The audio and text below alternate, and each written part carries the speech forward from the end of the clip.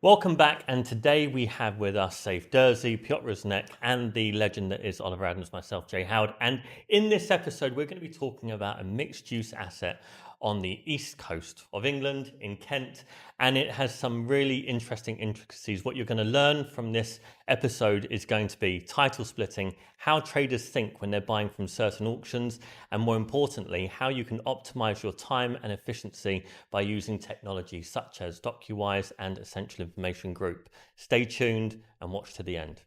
So this property is a mixed-use property in Margate with planning permission for an additional masonette to the rear. It's number 168 Northdown Road, Cliftonville, Margate. And it's currently a shop with a flat above it. And there's a planning permission for an additional flat at the back of the shop with an extension. So the flat is let and it's producing only £9,060 per annum. And the guide price on this is £300,000. So what do you guys think? Just a few questions before we get into it. So how many beds is the flat? Is it 2-bed? So it's a 2-bed flat above. Yeah. Sorry, it's a 3-bedroom masonette above. 3-bed masonette. Currently let at about £750 a month. Okay.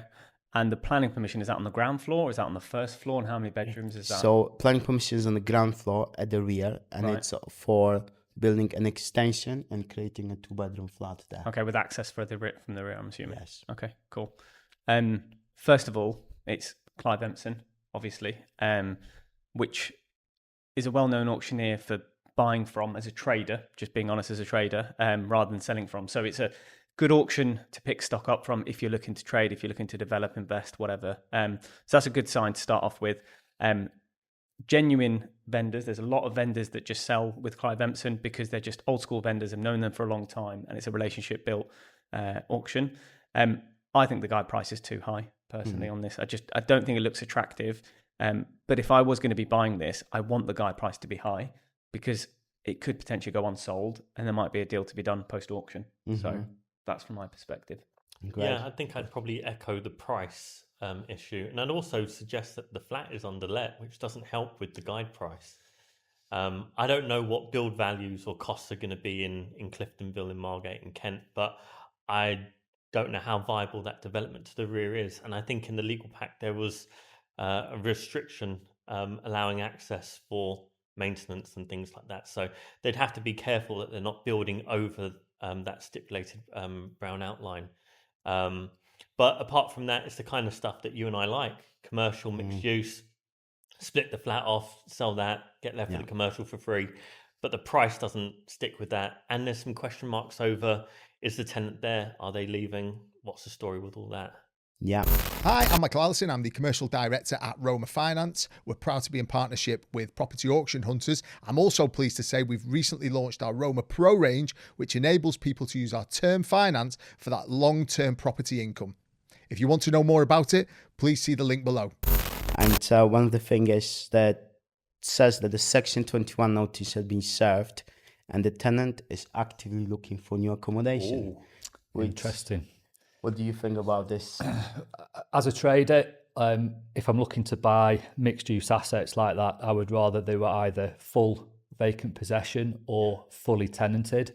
You could, if they're fully tenanted, you can look for some rental uplift value before you resell. Maybe sign the tenants on new leases if necessary or new ASTs. Just having a quick look at rental values for that flat. As you mentioned, it may be under rented. Market rent's more like $950. Oh, so not bad. It's not a bad uplift. It's not massive, but there's some uplift there. The biggest risk, of course, as Piotr mentioned, is there's no guarantee that tenant will be ready to vacate. Looking through the legal pack Docuwise summary that's been provided, it's highlighted that when the Section 21 was served, and it was a 2-month notice period, which is up on the 16th of June. So we're not far away from that now. No. And the tenant already admitted they are still looking for somewhere to live. So I think further inquiries would need to be made with the tenant before you committed. And you would need to really study the shop, the condition of the shop unit. Does that need work before is it in a lettable condition as it is? If it was me, ideally, let that tenant move out, get a new tenant in if possible, get the shop tenanted, and then I'd be looking to sell as an ongoing investment with new AST and lease in place. I still think like what Safe said is really valid, because like I'm looking at this property and with £300,000 guide price, I'm really looking for reasons why we're still looking at this. Yeah. It's like You could convert the flat above into a 4-bedroom mini HMO. but you know, And like then you can do the development. but it's not a and good then option. you can find gold when you're digging up the footings. Come on. And then the deal makes But sense. this is the stuff that I like to buy, where it's guided too high, Yeah. and it gives you an opportunity to get a post auction offer in. Yeah. So for me, that needs to be around the £200,000 mark. Yeah. And what I would do is split that flat off, sort the tenancy situation out, probably get it vacant, sell the downstairs to a developer, because that's clearly going to go to a developer who basically wants to develop it, keep the shop, keep a bit of income at the back. I reckon that downstairs, if you priced it well, that could probably sell for about 150,000. Leaves you with a £50,000 flat, get the tenant out, and that could make vacant at least 110,000. That's how I would I trade think that. you're right. There are 3 different primary buyers for that one building.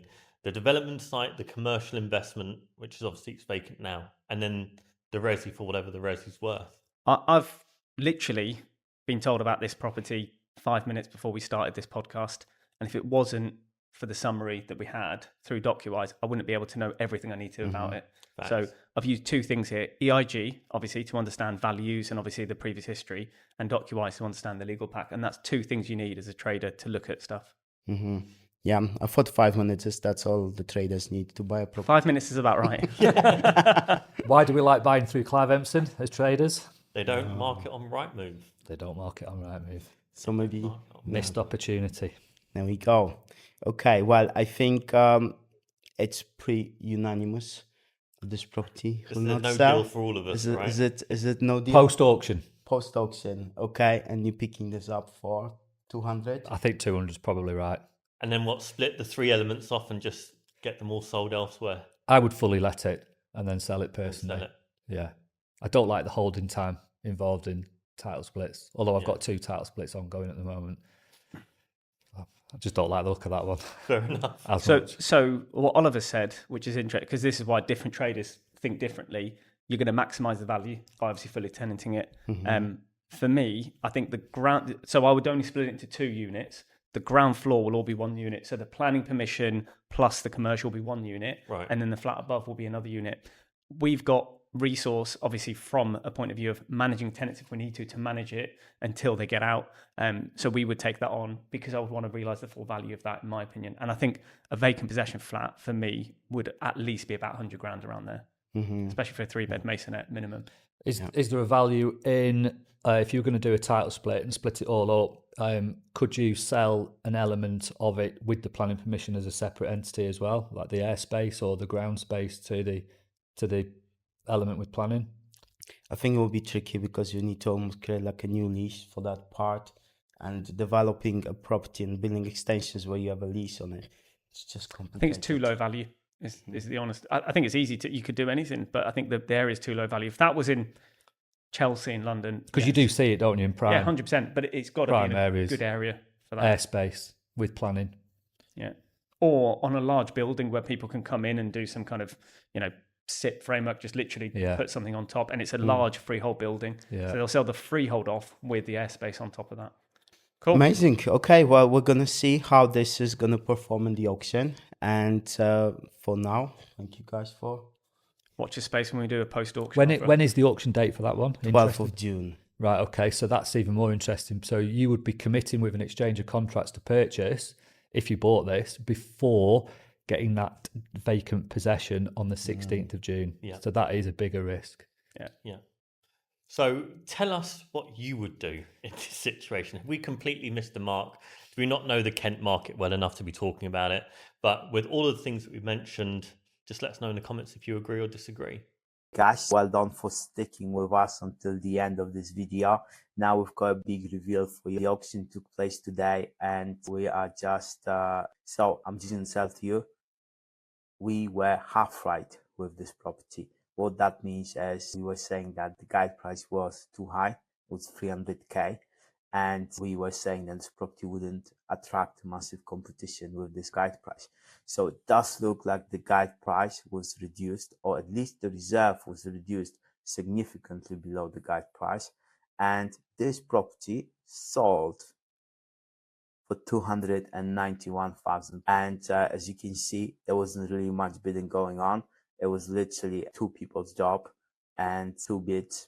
That's not a lot, usual property.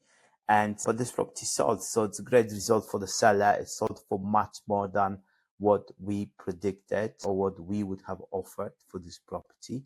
And I'm curious what the person who bought this have seen and research they did to make them think that they can implement this planning permission and can still make money, and whether this was someone who is local to the property and they want to expand the shop. They don't really have a plan of implementing this planning permission, just want the shop. Sometimes that's what happens, and it looks like this person was quite motivated to buy this property, and it sold £291,000. What do you think about this? Who do you think purchased this property? What would you pay for this? Let us know in the comments below.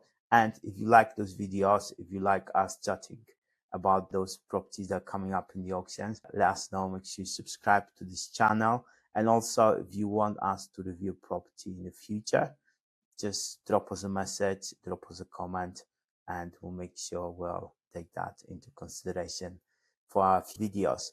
For now, thank you so much for watching, and see you guys in the next episode.